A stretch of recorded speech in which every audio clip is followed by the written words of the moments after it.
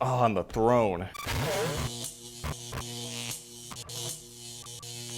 I got this stone beam Wingard leather wingback chair with 36.3 inches of width, so it's gonna be fitting pretty much anybody. It's made out of 100% top grain leather and has a nice cognac color, so it should be looking great. It does feel very comfortable. Obviously, I did take this out of the box because it seemed like it would be a lot easier, and I do think it was to take it up the stairs because this thing does weigh over 64 pounds. Now this chair is gonna be great for the living room, maybe just lounging and watching some TV, having a good family day on a Sunday. I'm personally going to be using this to watch movies, and hopefully it's good for doing that. Although it doesn't recline, it's just more of a standard stationary chair. It should get the job done. So now I've got to be careful not to cut the leather, so I do have some pretty basic scissors here just to cut off all of this protection.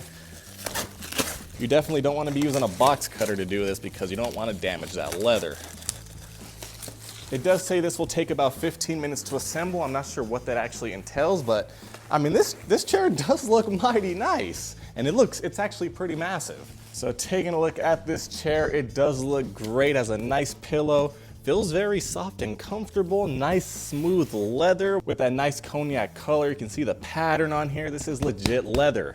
All right, let's just, you know what? I mean, not bad. But we do have an instruction manual here. Let's actually see what this entails. 4 legs, a tool, and some screws. So the pillow comes off nice and comfy. The cushion does not come off. Everything's just all together. We actually have this little ribbon here that I was kind of curious about what that was for. It was attached to the box, I guess to keep it inside the box. Open this up. Oh, there we go. Nice. To make sure it doesn't get lost in transit, we have all of the stuff we need right here protected. Now, if we take a look on the inside, you can see the bottom does have some solid metal springs here. Nice cushion for the push-in. Nice straps here. I mean, everything looks good. I'm not sure what to do with this. I'll just tuck it away in here and zip it back up.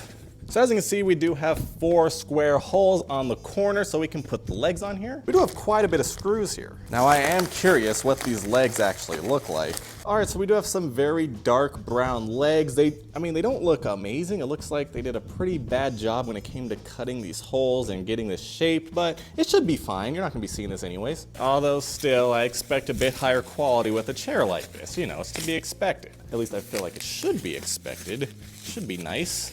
Now the good news is we have B's on these and an A on this one and nothing on this one. I'm gonna assume these are both A's. Oh, I get it. It actually tells you that all the tools are inside the bottom, although they're supposed to be tied in there with that ribbon, although that did not happen, but you know, we still got everything, so no problem. Okay, this is weird. It says the 2 B's go on the front and the 2 C's go on the back, but we have A's and B's instead of a C, so, I mean, I'll just try to figure this out. Okay, this hole's a little tight, so they didn't line this up properly, but I got it stuffed in there. All right, that was definitely some work. It definitely did take about 15 minutes just to install 4 legs.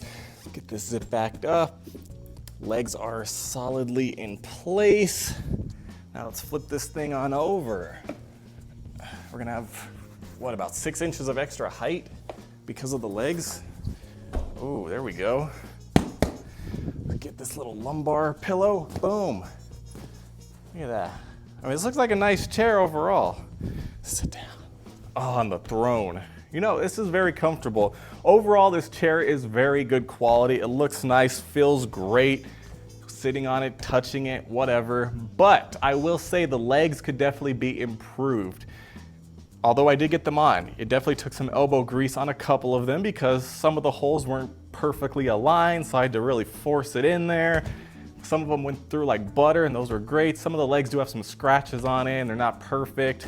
But the chair overall, the chair itself looks great, feels great. I like the chair. But like I said, with a chair like this, I would expect quality legs to go with it. And if it's gonna be that hard to install some of the legs because they didn't get the holes perfectly in the right spot, just have the legs pre-installed.